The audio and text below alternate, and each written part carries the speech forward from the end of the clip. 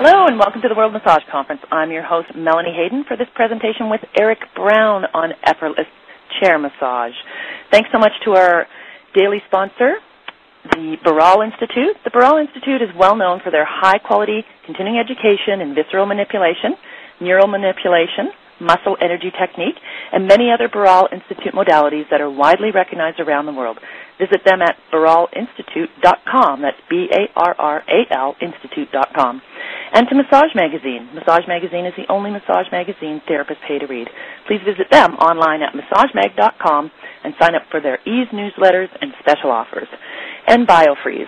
BioFreeze is pain relief that works. To learn more about BioFreeze, ProSage, and the TheraBand family of products, visit them at biofreeze.com and therabandacademy.com. And thanks so much to our global sponsor, Massage Envy. Massage Envy knows that you have the touch that makes the difference. They provide a supportive and healthy working environment. Visit them at massageenvycareers.com to find out open positions nationwide in the United States. Effortless Chair Massage. People who find chair massage hard to perform haven't realized that massage done in the chair requires a totally different approach to that done on the table. The truth is, chair massage is only hard on your body when you do it wrong. In this presentation, Eric Brown will dispel the myth that chair is hard on the hands and that it cannot be done deeply or effectively.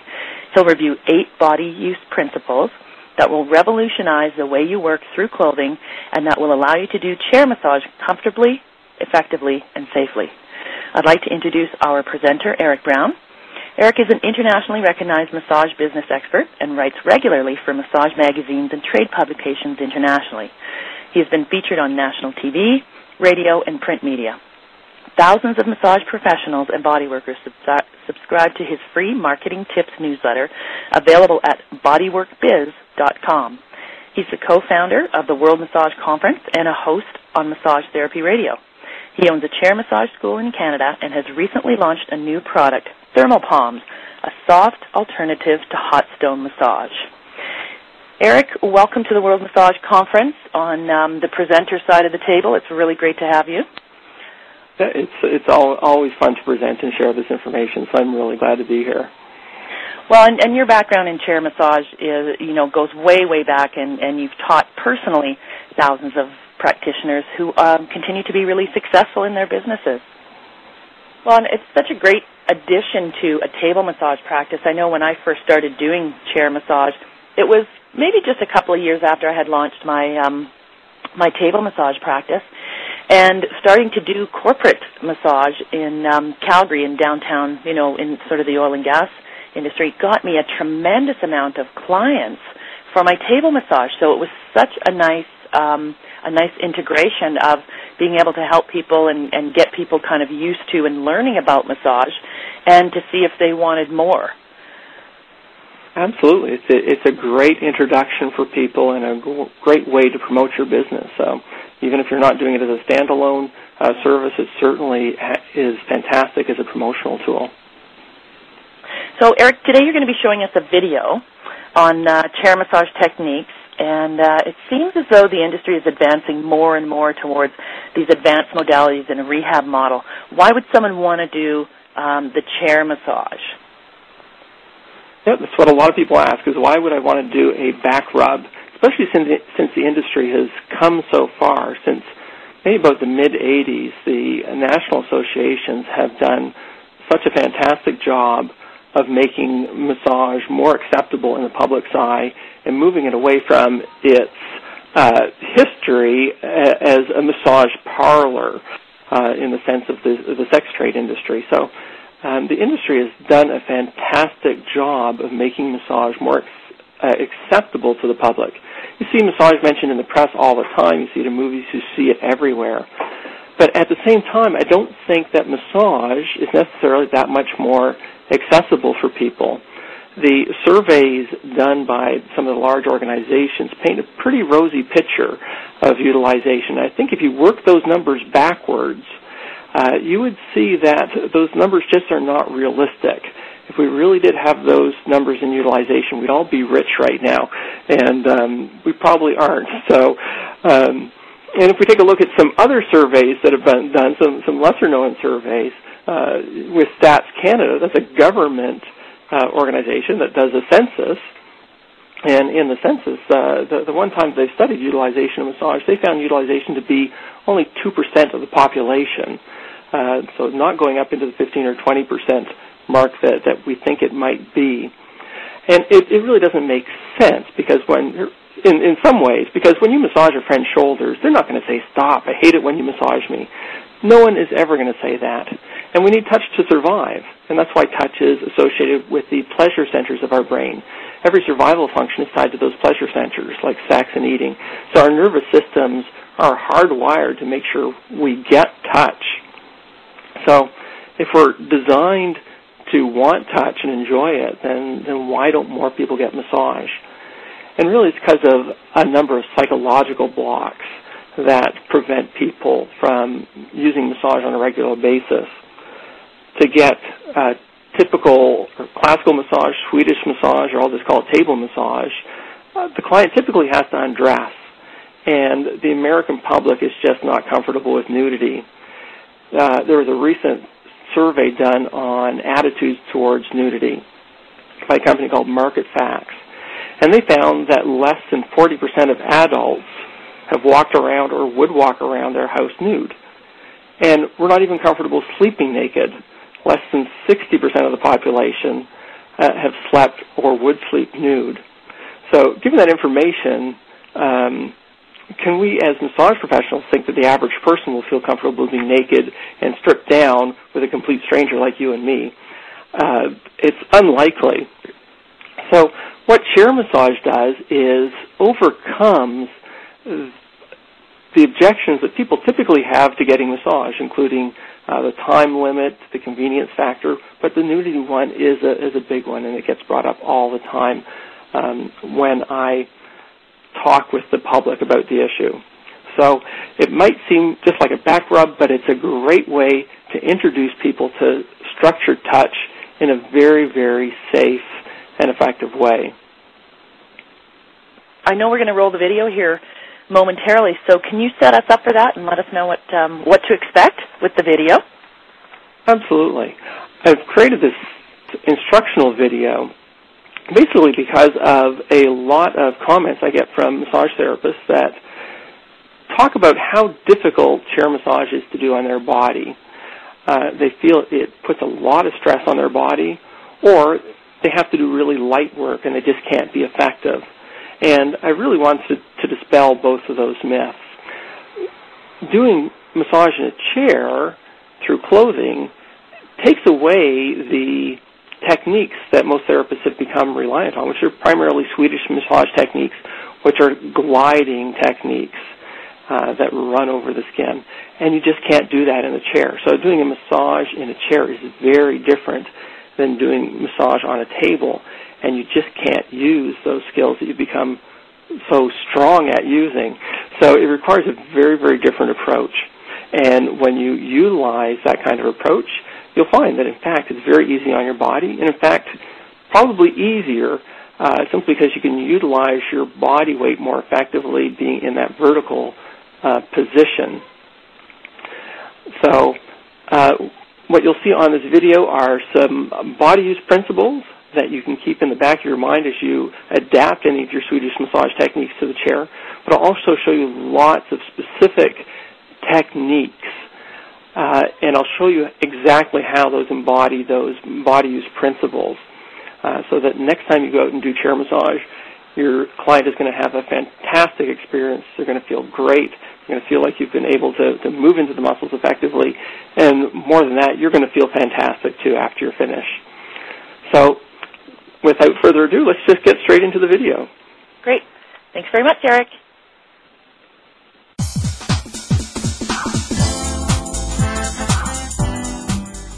Welcome to the World Massage Conference. This year, we're delighted to introduce exciting video segments from our World Massage Conference presenters, some of the top experts from around the world. Some of these video segments are exclusive to World Massage Conference, and others are specially selected material from the presenters' DVD libraries.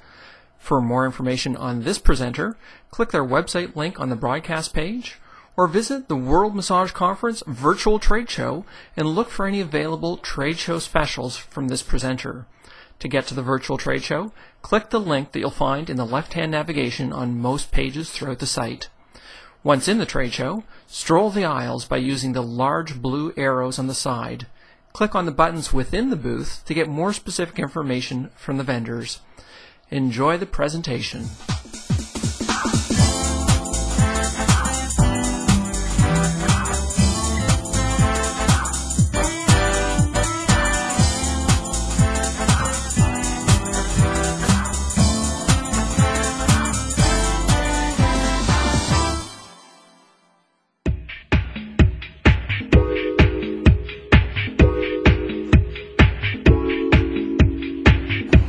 Hi there, Eric Brown here from Relax to the Max, and congratulations on your decision to learn how to do chair massage. Doing chair massage is different from doing table massage, and it's essential to learn how to do it right, both for the safety of your client and for the safe use of your own body. If you don't have it yet, I would suggest you get the companion textbook to this video program. It's called the Relax to the Max Guide to Chair Massage Techniques. The two go hand in hand to give you a comprehensive introduction to performing a great chair massage. To get the most from this program, I suggest watching this video from start to finish. You may want to have your chair on hand and get someone to volunteer to sit in it for you so you can practice as you follow along.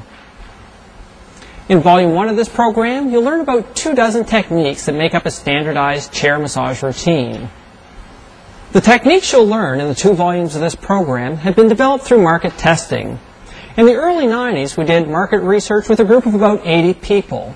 We gave each individual a massage using shiatsu-style techniques, Swedish-style techniques, and techniques that just suited the unique features of the chair. After each massage, we asked each participant what techniques they liked and which ones they didn't. We discarded the ones they didn't and kept the ones they did. So by the time we finished the process, we had a whole arsenal of techniques that had universal appeal. Everybody loved these techniques.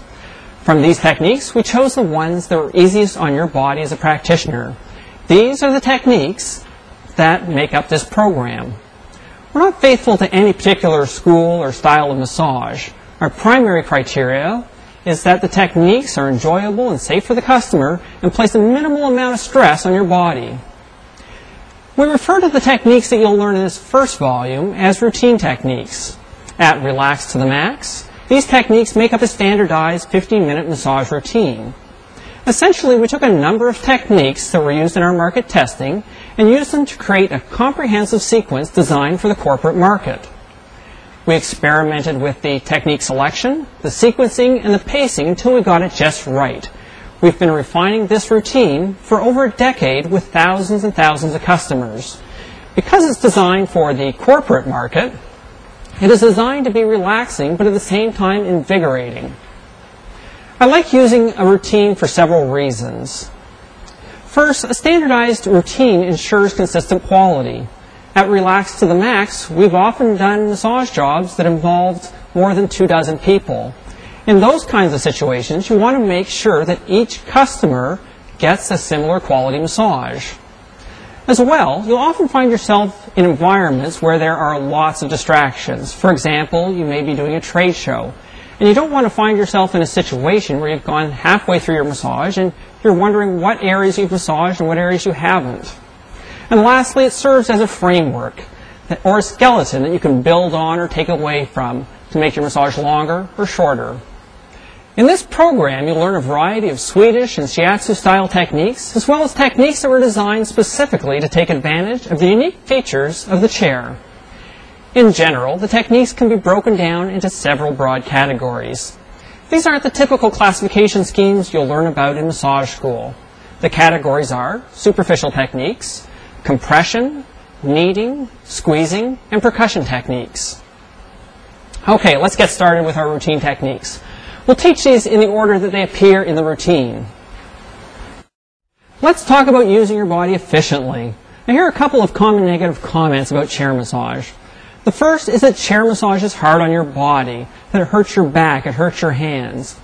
The other is that you can't do effective massage techniques, that you can only do airy-fairy work. I'd like to dispel both of those myths. People who find chair massage hard to perform haven't realized that massage done in a chair requires a completely different approach to massage done on a table. Chair massage is only hard on your body when you do it wrong. As a practitioner, you should look and feel relaxed and comfortable. There's no reason why the average practitioner can't comfortably do 5 to 6 hours of massage each day.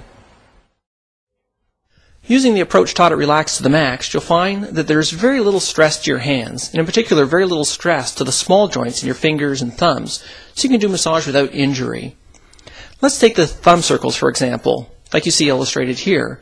You can see just by watching the amount of stress this places on the small joints of your thumbs. At Relax to the Max, to get the same effect, we take the unorthodox approach of using the pisiform bone at the base of the wrist, or even the elbow. If the massage is light, it's because the person using the chair hasn't learned to leverage their body properly or use their body weight effectively. By virtue of your positioning, you can really utilize your weight to advantage. Even small people can feel pretty big when using these techniques. We often get comments from customers that it feels much more effective than light massage they get on the table.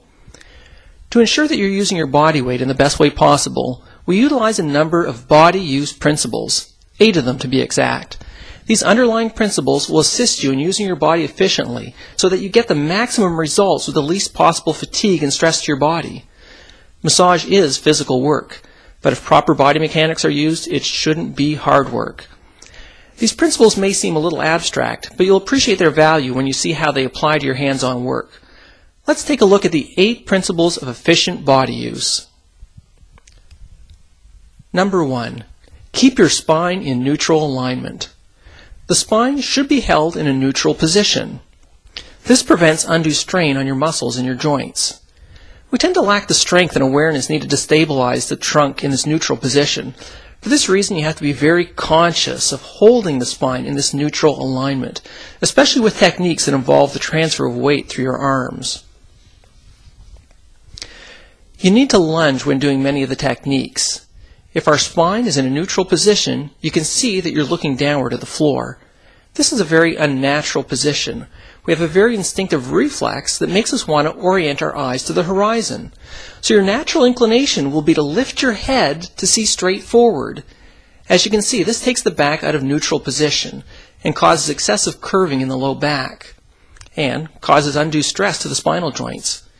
It's important to fight this instinct and to maintain a very neutral position of the spine.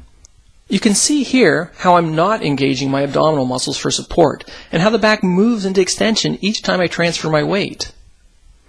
The other common mistake is the person who bends forward or flexes from the low back or hips.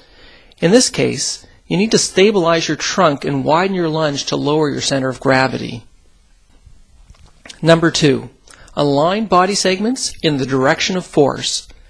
Bones and joints of the arm should be lined up in the direction of movement along with the pelvis. This allows your weight and force to be effectively transferred through your skeletal structure and prevents undue strain to the joints, ligaments, or muscles. When the direction of movement changes, your whole body must be adjusted to this new direction. As an example of this, make a loose fist and put your thumb on top of your index finger. Notice how your thumb is lined up along the line of the radius bone. Now push against the tip of your thumb. You can see that there is very little movement in the thumb and very little stress to the thumb joints. To contrast that stable, aligned position, lift your thumb off your index finger so that it's more or less at right angles to your forearm. It's no longer in a straight line with your forearm, but it curves. Now push against the pad of your thumb. The thumb is more difficult to stabilize, and you can see how it moves to accommodate the force. If you press firmly, you can see and feel the stress that's placed on the metacarpal phalangeal joint, where your thumb meets your hand. In the first position, where the segments are aligned in the direction of force, the weight is safely transferred through the bones. In the second position, where the thumb is not aligned in the direction of force, the ligaments around the thumb joints and the muscles at the base of the thumbs are subjected to a great deal of strain. Number 3, place peripheral joints in a mid-range position. The joint should be positioned in mid-range, that is, halfway between the extremes of movement for that joint. The joint surfaces will have the broadest possible contact with each other, and the joint becomes more stable. And to a certain extent, the muscles can generate more force when the joint is in this position. This decreases the level of muscular effort. Watch here as the elbow is put into full extension, putting undue stress on the joint. Number 4, let your body weight fall forward. For the compression techniques and many of the kneading techniques, you can increase your pressure with minimal effort if you mobilize your body weight to produce the force. When you use the arms and hands alone, a greater amount of effort is exerted to obtain the same level of force. To transfer your weight effectively, the spine needs to be aligned and stabilized, and the joints need to be correctly positioned and aligned. One leg will be positioned in front of the other in a lunge position. The front foot and knee are pointed in the direction of movement. Then simply let your body weight fall into the contact point, that is, the part of your hand or arm that you're using for the technique. By doing this, you're transferring your body weight safely and effectively through your bones and joints. You can see here how weight falls from the front leg into the hands. As the weight transfers from the foot to the hands, there really should be no movement in the body. Notice that the trunk is completely stabilized. When you're in the lunge position, your weight should always be supported by the front leg. In this way, very little movement is needed to let your weight or center of gravity fall forward onto the customer. If most of the weight is on the back leg, you need to make a huge shift to get your weight onto the customer. If you have your weight on your back leg, it's most likely that you won't transfer the weight forward at all. Instead, you'll try to generate the force from your upper body and use a lot of muscular effort. When doing techniques that involve this transfer of body weight, the front knee will always be bent and the back leg will always be straight. Don't let the front knee go forward past the foot when lunging. This puts excessive stress on the knees. And don't try to keep the back foot facing forward. The toes will naturally be directed outwards. This makes your stance more stable. Number 5, move to maintain good alignment. The techniques are not static and isolated to one area. Rather, you're constantly moving from one region to another. You need to move and adjust your body in order to effectively execute the first 4 principles. Look at the back leg to see how you can make little shifts between each movement. If you remain stationary, you end up reaching and bending because you're too far, or shrugging and stretching because you're too close, or twisting because the contact point is to the side. Here's another example to illustrate a practitioner moving to stay at right angles to their contact point. So adjust yourself as needed to maintain neutral alignment of the spine, to keep your segments lined up in the direction of force, to place your joints in a mid-range position, and to be in a position where you can let your weight fall forward. Number 6, use large muscle groups. When applying the techniques, the movement should come from the large muscle groups as opposed to the smaller muscles. For example, when you're doing a circular kneading action with your thumbs, you will stabilize your thumb in a good alignment with the forearm and use your shoulder muscles to make the movement happen. This is in contrast to using the smaller muscles at the base of your thumb, like tiny windshield wipers, to create the circular action. The larger muscle groups can generate more power and will fatigue less easily. The smaller muscles don't have the strength or energy reserve to generate the ongoing force and power necessary to apply hours of massage. They quickly become fatigued and are predisposed to injury. If you take the Relax to the Max chair massage training, you'll notice that it's your legs and bum that are sore after the first day or two, not your hands or arms. Number 7, reinforce your contact point. Reinforce your fingers and thumbs whenever possible. Reinforce the most distal segment. These smaller joints are more likely to become strained or injured, so support them as much as you can. For example, if you put one thumb on top of the other as you compress, each thumb is doing just half the work. Or to look at it another way, with your thumbs reinforced, you can apply twice as much pressure as you could with just one thumb. Take a look at these next 2 techniques and see how this principle of reinforcement is used.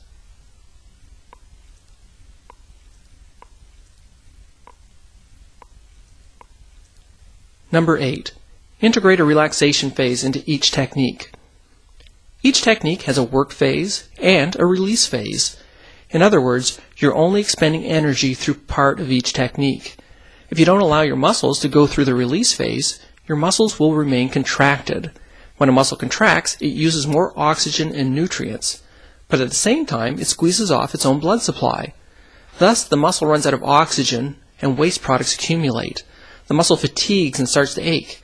However, when you allow for a relaxation phase, the muscle is able to relax. Carbon dioxide and waste are flushed out of the muscle, and oxygen and nutrients are replenished. With some of the techniques, like simple compressions, the relaxation occurs when you lift your hand to move to the next position. With other techniques, like kneading, you don't break contact, and you have to be more consciously aware of relaxing your arm through part of the movement. At Relax to the Max, we're very systematic about our approach and language we use. As you watch this video, pay close attention to the terminology we use in describing the various contact points in the hands and arms. Let me outline some of these for you. The tips of the fingers. This is the distal ends of the fingers, and it's much more specific than the pads of the fingers. You'll use the tips of the fingers when you want to catch the edge of a relatively small muscle. Pads of the fingers. This is the broad surface of the fingers. When you use the pads of your fingers, think of leaving your fingerprints on the customer. Heel of the hand. This is the broad part of the hand just distal to the crease of the wrist. Heel of the thumb. To get technical, this is the thenar eminence. To be more specific, the metacarpal of your thumb. Base of the thumb. This is the head of the metacarpal of the thumb. You'll use this when squeezing small muscles with the hand. The fist. This is a broad contact with the back of the fist. That is, the flat surfaces of the first phalanges. Knuckles. These are your big knuckles, your metacarpal phalangeal joints, or your MCP joints. This is in contrast to your proximal interphalangeal joints, or your PIP joints, or your distal interphalangeal joints, or DIP joints. Elbow. This is the olecranon process. That is the pointy part of your elbow. To use a specific point like this, the elbow needs to be quite flexed. Open elbow. To create a broader contact, you can extend the elbow slightly so that the contact is not directly on the olecranon, but along the proximal ulna. This is a very distinct bony edge. As a general rule, when you want the massage to feel deeper or more penetrating, use a smaller contact point. Why? Because you have the same force going through a smaller area, you're essentially increasing the pressure or the pounds per square inch. The opposite is also true. If someone is particularly sensitive, then use a broader contact so the force is dispersed over a wider area.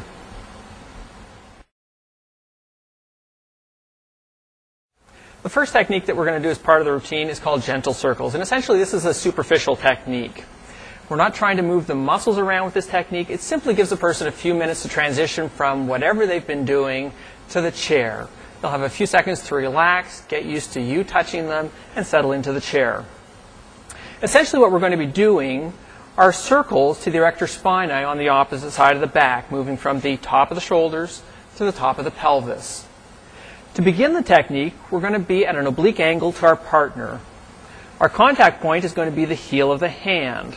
So think of drawing the circles with a pencil that's inserted right there in the heel of your hand.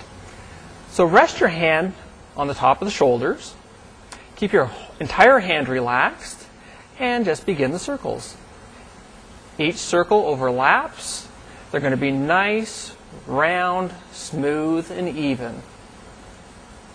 We're going to stop at the top of the pelvis. It's important that the circle is big enough that they feel sensation, but you don't want it so big that they feel like they're being groped. The next technique that we're going to learn is the trap squeeze. Now, like all squeezes, it's very important that you get your contact points right on the edge of the muscle. In this case, what we're going to be using is the very tips of the fingers and the heel of the hand. Now, because we need to make sure we get on the edge of the muscle, we're going to palpate the traps to make sure we know where those edges are. So I'm going to use what I call a pincer palpation. I'm going to put my hands in a lobster claw type shape, and I'm going to grasp the edges of the muscle here.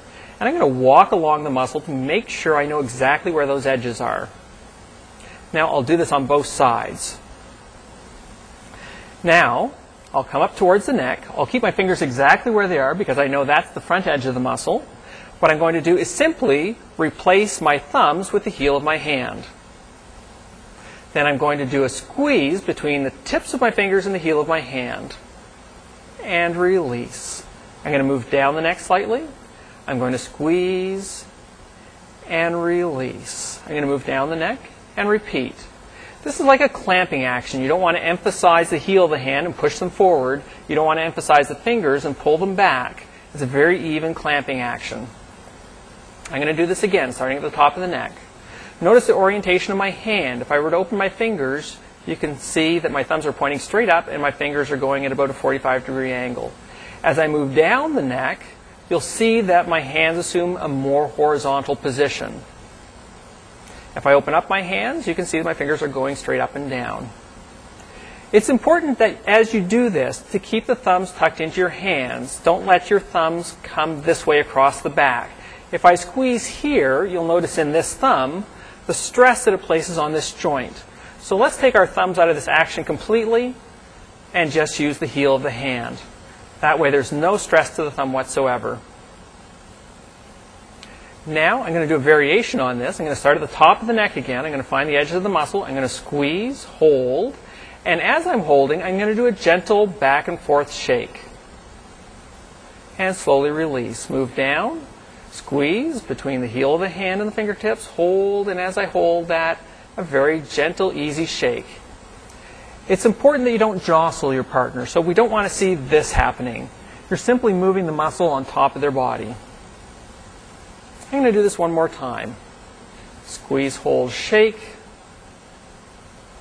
and release. You'll find if you go any farther, there's no muscle to grab. You're on the bony part of the shoulder. Okay, with the squeezing technique, it's very important that you identify the edges of the muscle and get your contact point right on the edge of the muscle. Let me illustrate why this is so important here. Here is where I should have my fingertips for the trap squeeze.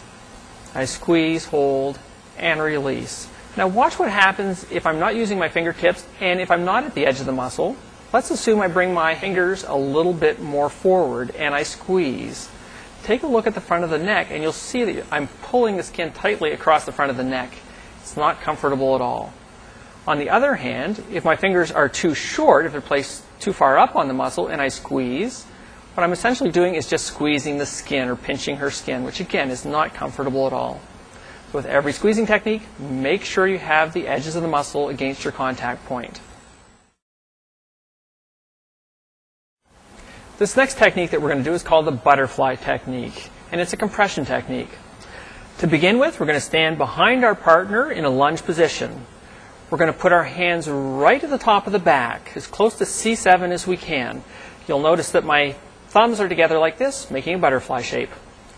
We're going to press into their back at right angles, hold, and release. You're going to shift the hands down the back several inches, push in at right angles slowly, hold, and release slowly. And we're going to continue this movement down the back. Now what we're essentially doing with this technique is transferring the weight from the front leg into the hands so that our weight is falling into our partner. It takes very little effort, but the person feels a lot of sensation. We're going to continue this right down to the top of the hips. Now this technique illustrates a number of our body use principles, and I want to go through these with you. The first one is keeping your back in a neutral alignment. You'll notice here as I go down her back with my hands that my back stays in a nice, long, straight line from my back heel to the top of my head. You want to avoid doing this, releasing the support in your abdomen. You also want to avoid doing this.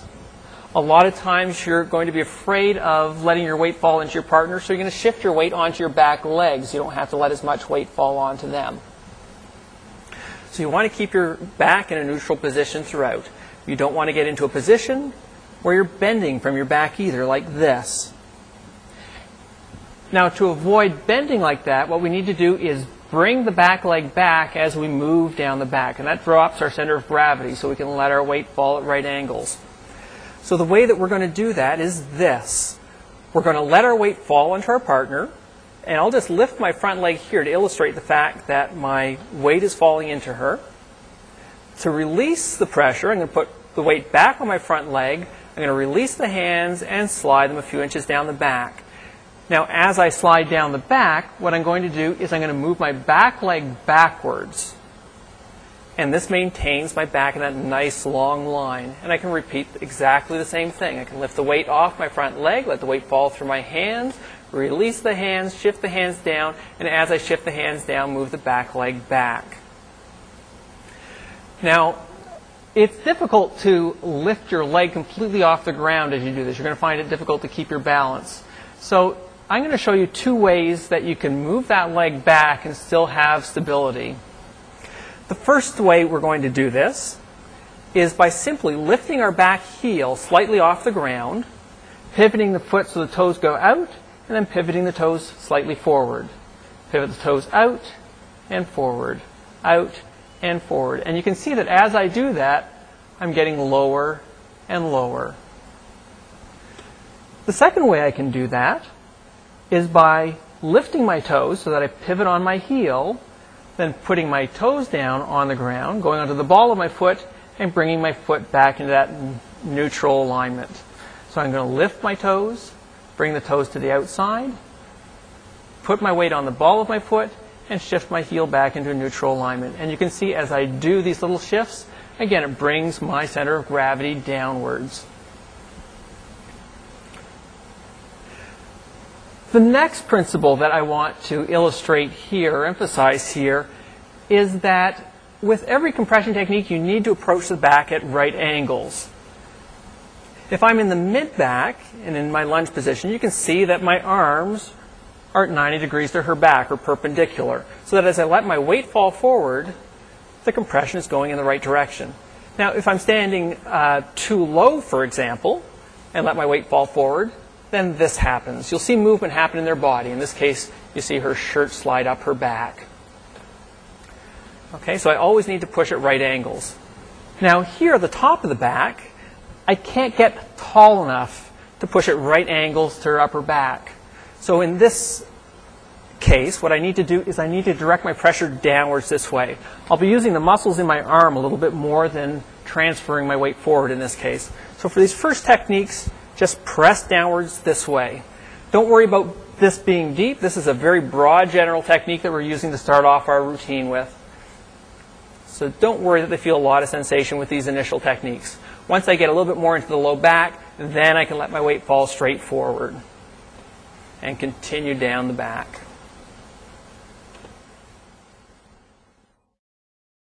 Now we're going to move on to the pisiform circles. This is essentially a kneading technique to the erector spinae. You're familiar with doing thumb kneading over the erector spinae. But in this case, we don't want to use these small joints in our thumbs or these small muscles. Whenever possible, we want to avoid using those small structures. So instead of using our thumbs for this technique, we're going to use our pisiform. Now, your pisiform is one of your carpal bones. You'll find it if you follow your pinky finger down to your wrist. Just press firmly and do a little circular motion, and you'll feel a really distinct knob. That's your pisiform bone. And this is our contact point for this kneading. Now, our position is going to be to the opposite side of our partner. We're going to stand at an oblique angle. So I'm going to be using my right hand on her right erector spinae. Now, the positioning for this is very important. We want to get across the whole width of the erector spinae muscle as we do this kneading technique. What we'll need to do to start with, though, is put our pisiform in the middle of the erector spinae and pull the skin and shirt down into the center until it gets into the laminar groove. And then begin your movement from there to sweep up and over the muscle. The reason we do this is that if we start in the laminar groove on the medial side of the erector spinae and try to get across the muscle, what you'll often find is that there's not enough slack in either the shirt or the skin to get across the whole width of the muscle. So we end up stopping halfway. If we start in the middle and pull down into the center, into the groove, then we have lots of slack to get to the center and even more to get across to the other side. So you're going to get into your lunge position. I'll illustrate this in the mid-back to begin with. I'm going to put my pisiform in the middle of the erector spinae. I'm going to pull the pisiform down into the center so I feel myself bump into the spinous processes. At this point, I know I'm in the laminar groove. Now what I'm going to do is I'm just going to let my weight fall forward, and as my weight falls forward, my hand slips up and over the muscle, and I'm going to relax to bring the hand back to the starting position. I'm going to let my weight fall and release. Fall, release, fall, release, fall, release.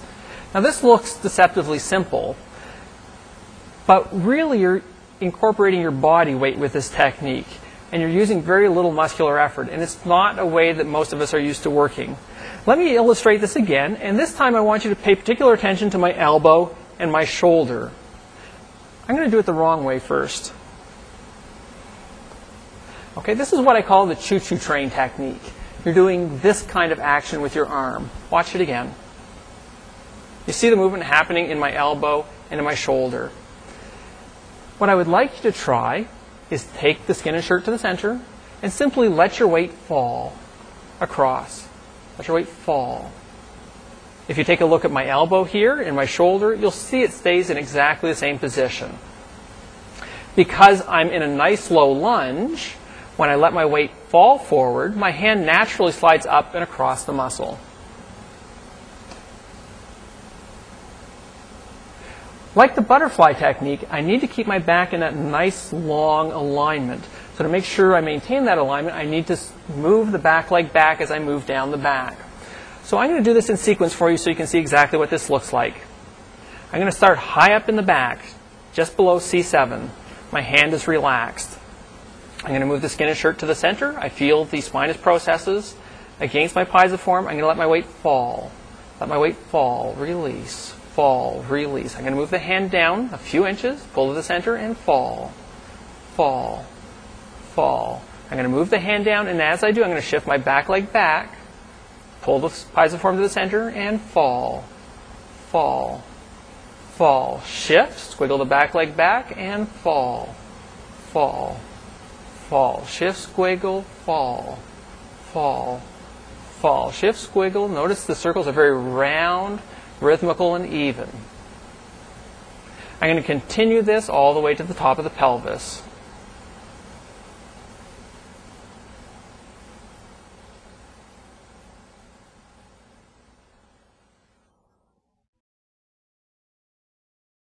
Okay, on to elbow compressions to the mid-back.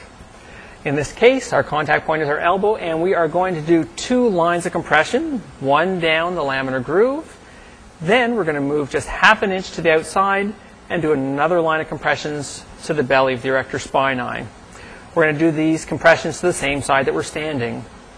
In terms of your position, you want to be oriented in the same direction as your partner. Make sure that your hip and your shoulder are right behind your elbow. You're going to place your elbow right below C7 again. If you need to, you can roll your elbow back and forth so you can feel the spinous processes and simply drop into the laminar groove. A lot of people will tend to come too far to the outside because they're afraid of pushing into the spinous processes. As long as your hip and shoulder are aligned directly behind your elbow, it's not going to be an issue. So don't skip over, stay right in the laminar groove. I can do one of 2 things here. If I want to be very specific with my pressure, I can bring my elbow to a point. If I want to keep it a little lighter or broader, I can open my elbow up and use more the surface of my ulna here. In this case, I'm going to keep my elbow a little bit open. So I'm going to find the laminar groove. My back is in a nice long, straight position from the back of my heel to the top of my head, and I'm simply going to let my weight transfer from my front leg into my elbow. I'm going to hold and release. And it doesn't look like very much happens at all, but she's feeling lots of sensation. I'm going to move down the back a little bit, making sure I'm in the laminar groove. Let my weight fall forward, hold, and release. Release as slowly as you press. Now, as you shift the elbow down, again, it's very important to maintain the alignment of the back that we squiggle that back leg or shift that back leg back. I'm going to let the weight fall, release, shift the arm as I move the back leg back. Let my weight fall, hold, release, shift the arm down as I move the back leg back. And I'm just going to do this to the mid-back. I'm going to come back to the top again, find the laminar groove, move my elbow to the outside just slightly, and repeat this again, going to the belly of the erector spinae. Let my weight fall, hold, release, shift, squiggle the back leg back. Let the weight fall, hold, release, shift, squiggle. Fall, hold, release, shift, squiggle. Fall, hold, release, shift, squiggle. And again, just to the mid-back. And release.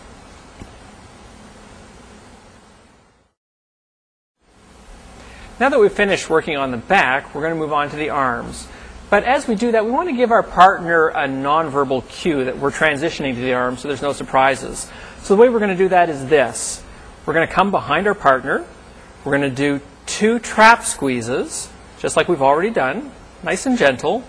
We're going to slide our hands to the upper arms and just 2 very broad, general squeezes to the upper arm. And simply slide your hand across the back, take the elbow and the wrist, and bring their arm down to the side of the chair. Make sure their arm is nice and relaxed. Now you're going to be positioned facing your partner.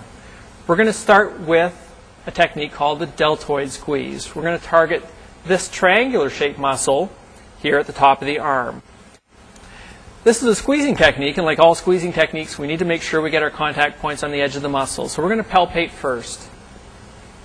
I'm going to start right at the edge of the shoulder. There's the edges of the muscle there. You can see the edges very clearly. And as I go down the arm here, it tapers off and I lose it about here. You can see that that's approximately 1/3 of the way down the upper arm, and that's as far as we're going to do this technique. If we go any farther than that, what we're going to be doing is simply pinching the skin or the fat on the outside of the arm. So once I've found the edges of the muscle, I'm going to use the heels of my hands for this squeeze. So I'm going to put the heel of one hand on the front edge, the heel of the other hand on the back edge. I'm going to interlace my fingers. I'm going to keep my elbows up nice and high so that I can use my chest muscles to squeeze, hold, and release. I'm going to slide down just an inch down the arm, squeeze, hold, release. I'm going to slide down another inch, squeeze, hold a squeeze, and release nice and slowly. You'll notice here that my thumbs are only about 1/3 of the way down the arm. It's important that this is a straight clamping action. What's commonly done with this, and I think this is because the practitioner is very low, is oftentimes you'll tend to lift the arm up as you squeeze. Make sure it's a straight clamping action.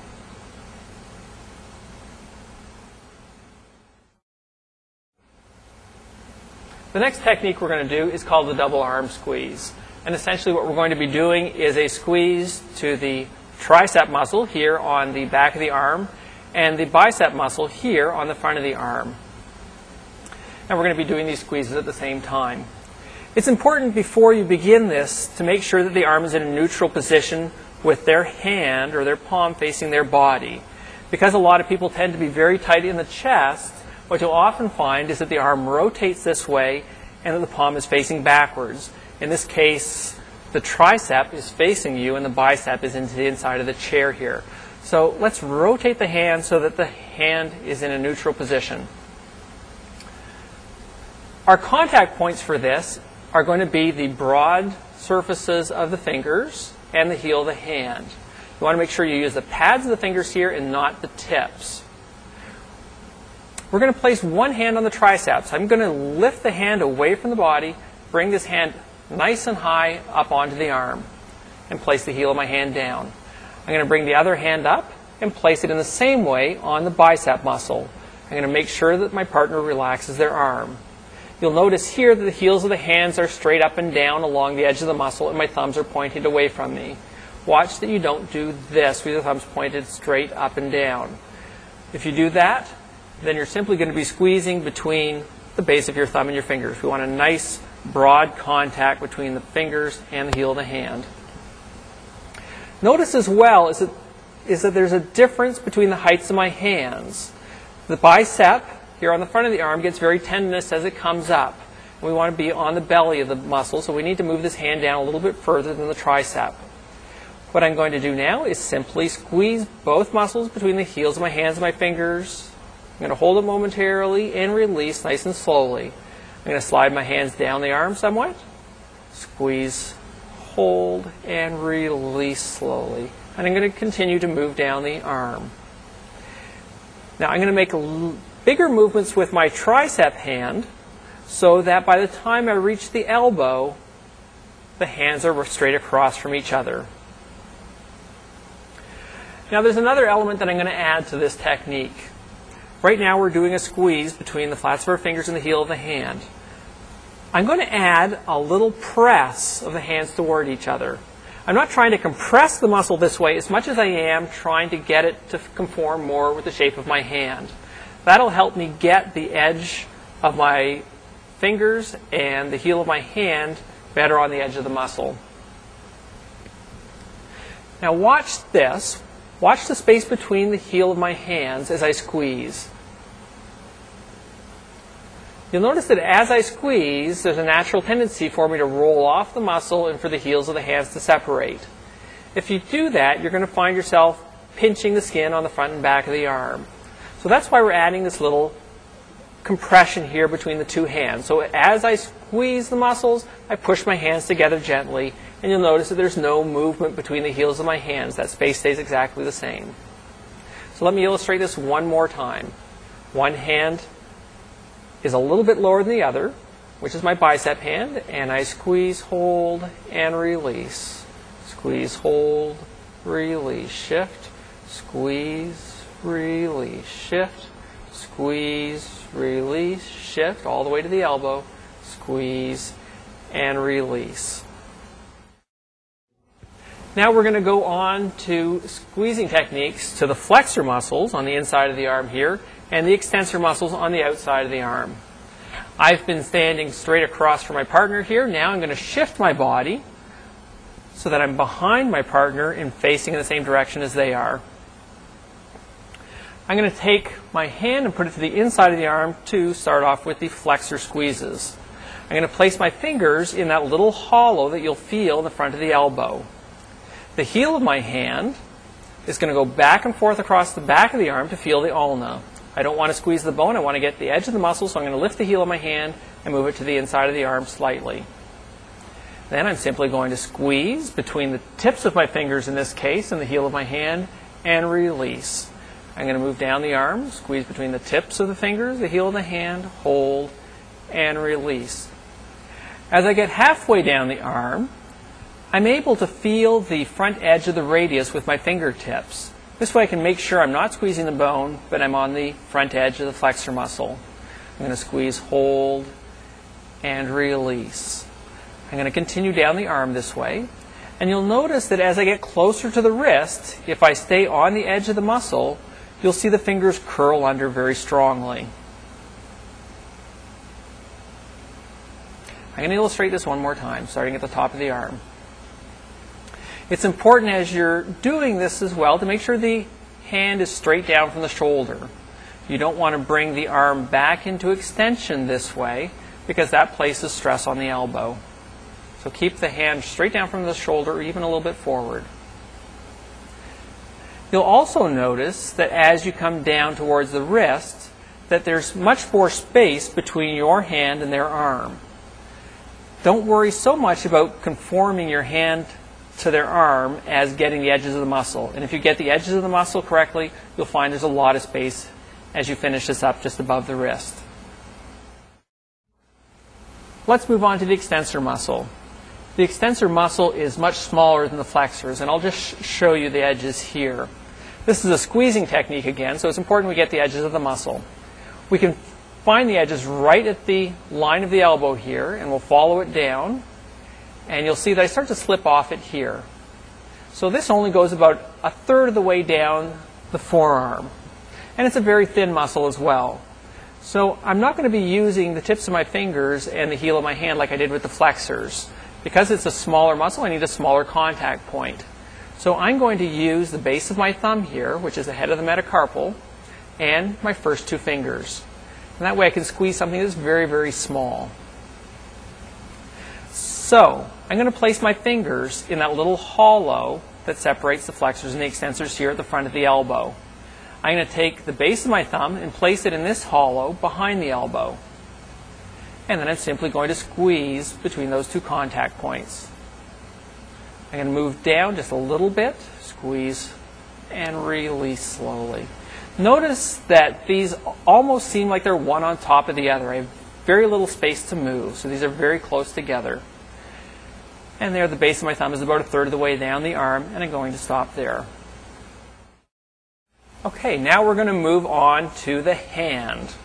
We're going to bring the arm back up onto the armrest, support the elbow and the wrist, stand up, make sure the elbow has support on the armrest, stand directly in front of their hand, take a nice wide stance, separate your legs, bend your knees, keep your back nice and straight. I call this a straddle stance, and then we're ready to work on the hand. This technique is a technique called 7 lines of compression. Essentially, we're going to be doing small compressions to the intrinsic muscles of the hands, as well as the muscles of the hypothenar eminence and the thenar eminence. To do this, I'm going to place my fingers flat underneath her palm for support, that I have something to push against when I do these compressions. The 7 lines are as follows. 1 on the outside of the small finger. The next ones are going to go between the metacarpal bones. This is line 2, line 3, line 4 between the middle and index finger. Between the metacarpal of the thumb and index finger, I'm going to do 2 lines, one following along the index finger, the other moving outward slightly and following the metacarpal of the thumb. Lastly, I'm going to do a line across the outside of the thumb. Again, I'm going to place my hands flat underneath her palm. I'm going to put one thumb on top of the other. Whenever I can reinforce my contact point, I will. I'm going to do 4 compressions to this muscle on the outside of the small finger. Now I'm going to do the intrinsic muscles of the hands. If I note where that space is, that metacarpal space is where the muscles are, I can go to the back of the hand, slide my thumb between the metacarpal bones, and I'll find myself bumping into the carpal bones about here. If I find the corresponding point on the palm of the hand, you'll see it's about halfway up the palm. So we don't have to start these by the wrist. We're going to start these halfway up the palm. I'm going to use the pads of my thumbs, so these are very flat compressions, and I'm going to move towards the web space of the finger. And I'm going to move across to the space between the next 2 metacarpals, again starting halfway up the palm, a broad compression towards the web space, and I'll continue along. Now, I'll find the space between the metacarpal of the index finger and thumb. You'll feel a notch on the dorsal surface of the hand. I'm going to find that corresponding point on the front of the palm, and you'll see it's almost in the center of that circular area at the base of the thumb. I'm going to reinforce my thumbs and do a set of compressions following the index finger. I'm going to come to that same starting position for line number 6 and follow the metacarpal of the thumb. Line number 7 is a little different. I can't push straight down or else I'm going to be pushing on the metacarpal bone. So what I will do instead is I will roll off the edge of the metacarpal bone and catch the muscle. And I will push directly across the palm of the hand, like this. You'll see the thumb roll into the palm, and that's fine.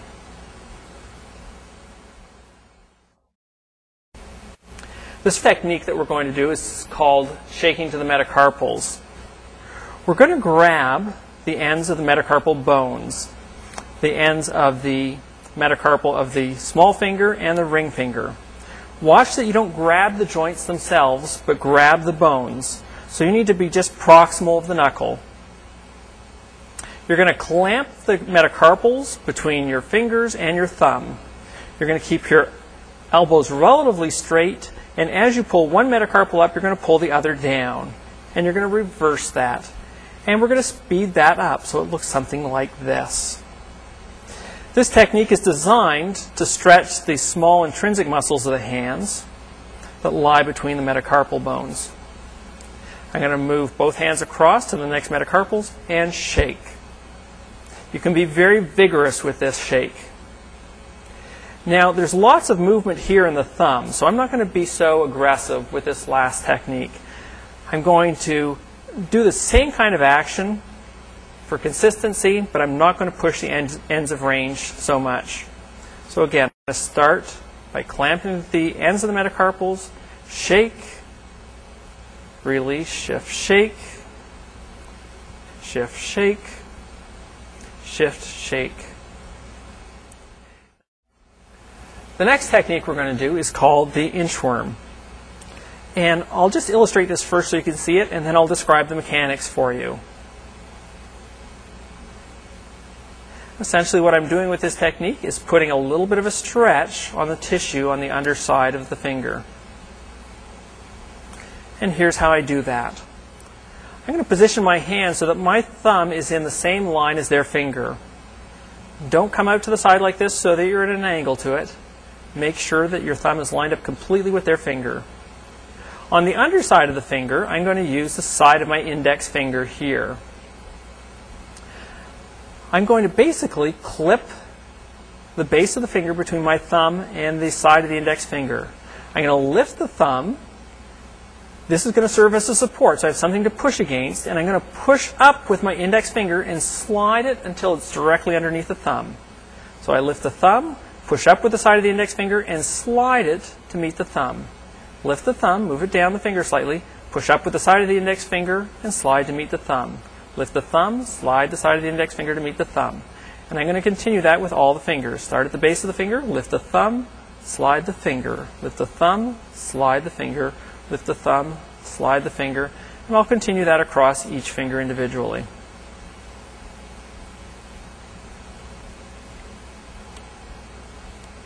The person should feel a nice stretch sensation on the underside of their finger. Notice that I switched hands here.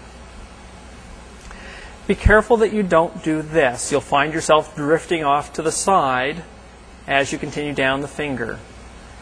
When you do that, you can see here that I'm no longer contacting with the side of my index finger, this bony contact, but now I'm contacting with the pad of my finger, and it's hard to get any leverage here. They're not going to feel the same level of stretch.